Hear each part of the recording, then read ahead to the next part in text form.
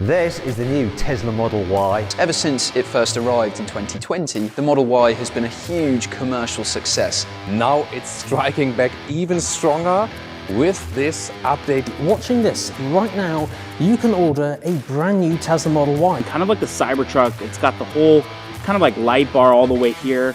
Welcome back to Re-Review, where we watch all the reviews so you don't have to.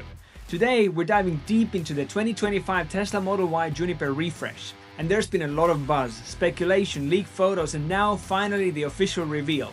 Is it a worthy upgrade or just a facelift? Let's hear from the experts. This is the Tesla Model Y 2025 refresh, or Juniper, as it's also known in the Tesla community. And literally, watching this right now, you can order a brand new Tesla Model Y. Many have tried to challenge the Tesla Model Y.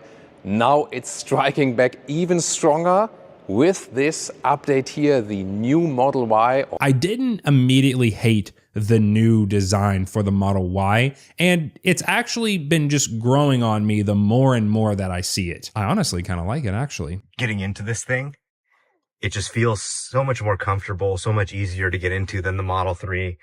You've really got a higher seating position. I think it's pretty much a slam dunk of a midlife refresh. They've made it incrementally better in just about every measurable way and much nicer to look at. Ever since it first arrived in 2020, the Model Y has been a huge commercial success for Tesla. In 2023, it was the best-selling car in the world, and it's expected to have achieved the same feat in 2024.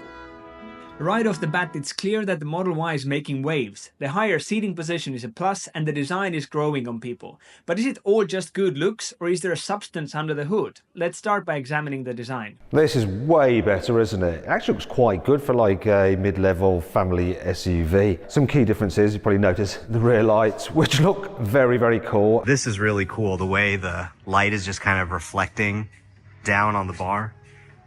It looks really cool in person. It's actually very 3D. That doesn't really get captured in photos, obviously. Very similar side profile. Basically, nothing's changed on the side. So down here, there's no badge at the front, and there's also a new light bar, which looks a lot like Tesla's Cybercab and the Cybertruck. Updated front bumper for better aerodynamics.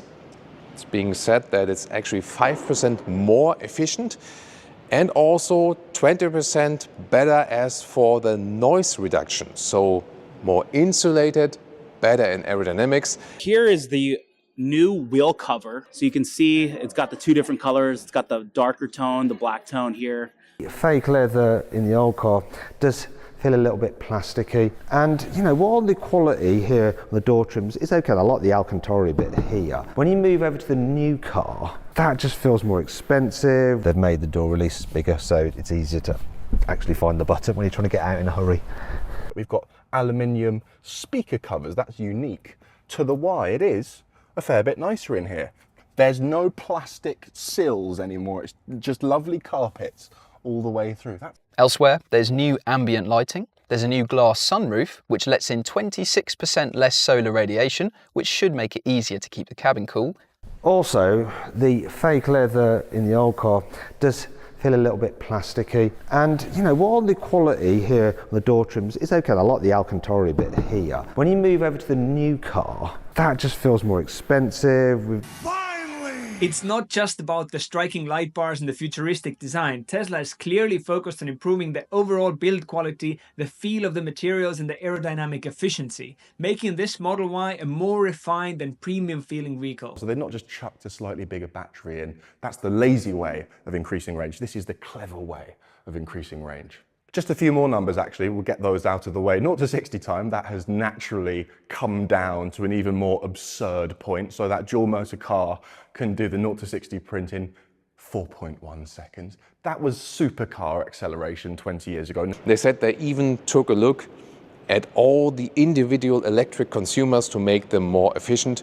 So the official figure says now 1.3 kilowatt hours on 100 kilometers less of consumption. I do think that the new Model Y Juniper will take the crown back from the Model 3 in terms of ride comfort, sound isolation, and just overall how smooth the car is on noisier roads. Unlike in the Model 3 and the Model S, you do have an indicator stalk. Yay! Unfortunately, there's no plan to put a physical indicator stalk back in the Model 3 in the future. Tesla has, though, taken away the gear selector for the new Model Y, so it will have the same unusual predictive touchscreen setup, which I absolutely hate. My big gripe with the Model Y is it's bloody firm. It's not very comfortable, especially in the back, and that kind of detracts from its premiumness. They've not changed the hardware, but they've just retuned it. They've fiddled with it in the name of improved handling and improved comfort. There is no discernible difference in the shape or the size of the boot. However, Tesla quotes that in total, the new Model Y has 2,130 litres of storage space, whereas the old car has 2,150. The 15.4-inch touchscreen infotainment system is the same size as before and has pretty much the same software as before, but it now has thinner bezels.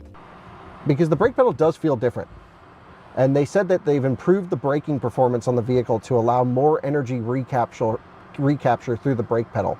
So it's quicker, more efficient, and promises a smoother, quieter ride. They've even kept the physical indicator stalk, a win for many. Plus, the infotainment system remains top-notch.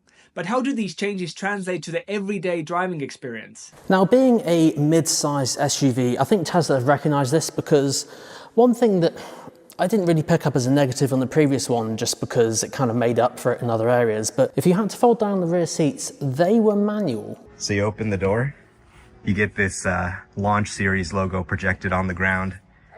It also says Launch Series here.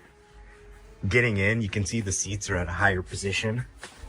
Immediately getting into this thing, it just feels so much more comfortable, so much easier to get into than the Model 3. We've got a little front camera right there, and supposedly there's like a washer right underneath there, so we can see if that sprays out. And in the back, the seat cushions are longer than before. There's an 8-inch rear screen, and now you can electrically adjust the angle of the backrest using these buttons down here. You've got a cubby space there, but now the cup holders are covered, just so it has a nice cleaner design to it. Now, the Model Y has been one of the most popular electric cars out there. It carries a lot of responsibility. How do you improve range gains? They are all because of this new efficiency and not because they have changed something of the battery capacity. The very concise battery capacity, that's something I also criticize because you never get like official information from that. You see, the longest range four-wheel drive version of the Tesla Model Y used to be able to do 331 miles on a full charge, whereas this new one, like for like, can do 353 miles. That's an improvement of 22 miles. From power folding seats to a new front camera with a built-in washer and even that handy 8-inch rear screen, the new Model Y is packed with features designed to make everyday life easier. Plus, who can resist those little touches on luxury like the soft carpeting throughout and the covered cup holders? For a start, the Model Y is more expensive, and even though it costs more money, it's not as sharp to drive, it doesn't ride as well as the Model 3. But the Model Y is bigger, and obviously it's an SUV, whereas the Model 3 is a saloon. And so because this is bigger and therefore more practical as an SUV, that is the justification for this being more expensive than the Model 3. If you're interested in speed and performance, like that's a big reason to buy, then you're probably holding out for the new Model Y performance. Last year, for the first time in a decade, Tesla's sales figures went down. The competition is getting stiffer, the superchargers are for everyone now, and the CEO, hang on, let me just check my pre-approved HR line on this, seems increasingly distracted. But the Model Y specifically, last year it was the world's most popular car. The world's most popular car. The Model 3 might still have the edge in driving dynamics for some, and they're definitely competitors with compelling offerings, but the Model Y's practicality and popularity are hard to ignore. We're looking at around the same price. Mid-40s for the base and high 40s for the long range, and this excludes the $7,500 EV tax credit. They're doing the Launch Series here in the States, and I believe they're doing it in Canada and Europe as well. The only trim available is the long range all-wheel drive. It's $60,000. With the Launch Series, you're paying an extra $12,000 for this, but you're getting $17,000 worth of upgrades. So definitely could be worth it. That price hike, it's going to be interesting to see how people respond to that, how that affects the success of this hugely successful car. So there you have it, the new Tesla Model Y Juniper. It's a definite step up in design, comfort, and overall refinement. While not a revolution, the thoughtful improvements and added features make a real difference. It's faster, more efficient, and packed with tech. The competition is fierce, but with its strong brand appeal, extensive supercharger network, and now even more compelling feature, the Tesla Model Y looks set to remain a top choice for EV buyers.